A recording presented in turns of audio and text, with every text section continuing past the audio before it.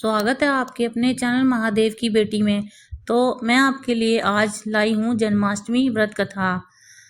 स्कंद पुराण के मुताबिक द्वापर युग की बात है। तब मथुरा में उग्रसेन नाम के एक प्रतापी राजा हुआ करते थे, लेकिन स्वभाव से सीधे साधे होने के कारण उनके पुत्र कंस ने उनका राज ही हड़प लिया और स्वयं मथुरा का राजा बन बैठा।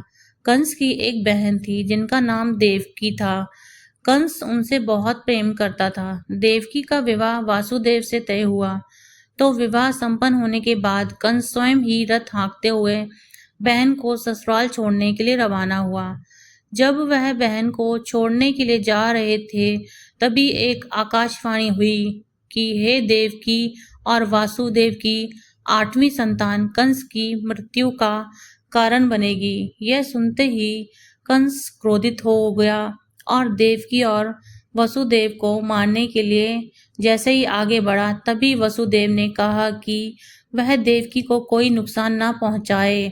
वह स्वयं ही देवकी की 8वीं संतान को कंस को सौंप देगा। इसके बाद कंस ने वसुदेव और देवकी को मारने के बजाय कारागार में डाल दिया। कारागार में ही देवकी ने 7 संतानों को जन्म दिया और कंस ने सभी को एक एक करके मार दिया। इसके बाद जैसे ही देवकी फिर से गर्भवती हुई, तभी कंस ने कारागार का पहरा और भी कड़ा कर दिया। तब भाद्रपद माह के कृष्ण पक्ष की अष्टमी को रोहिणी नक्षत्र में कन्हैया का जन्म हुआ। तभी श्री विष्णु ने वसुदेव को दर्शन देकर कहा कि वह स्वयं ही उनके पुत्र के रूप में जन्मे हैं। उन्होंने यह भी कहा कि वसुदेव जी ने उन्हें वृंदावन में अपने मित्र नंद बाबा के घर पर छोड़ आए और यशोदा जी के गर्भ से जिस कन्या का जन्म हुआ उसे कारागार में ले आए। यशोदा जी के गर्भ से जन्मी कन्या कोई और नहीं बल्कि स्वयं माया थी। यह सब कुछ सुनने के बाद वसुदेव जी ने वैसा ही किया।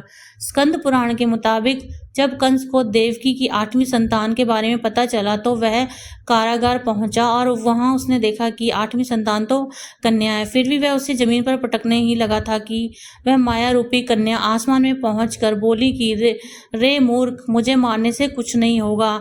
तेरा काल तो पहले ही इसकी वृंदावन पहुंच चुका है और वह जल्दी ही तेरा अंत करेगा।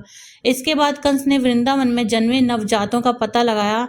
जब यशोदा के लाला का पता चला तो उसे मारने के लिए कई प्रयास किए गए, कई राक्षसों को भी भेजा गया, लेकिन कोई भी उस बालक को बाल भी बांका नहीं कर पाया। तो कंस को यह एहसास हो गया कि नंद बाबा का बालक ही स्वयं वसुदेव देवकी की 8वीं संतान है। कृष्ण ने युवावस्था में कंस का अंत किया। इस तरह जो भी यह कथा पढ़ता है या सुनता है, उसके समस्त पापों का नाश होता है। आप सभी को जन्माष्टमी की हार्दिक शुभकामनाएं। मेरी ये वीडियो अच्छी लगी हो तो इस वीडियो को लाइक, शेयर, मेरे चैनल को सब्सक्राइब अवश्य करें। हर हर महादेव।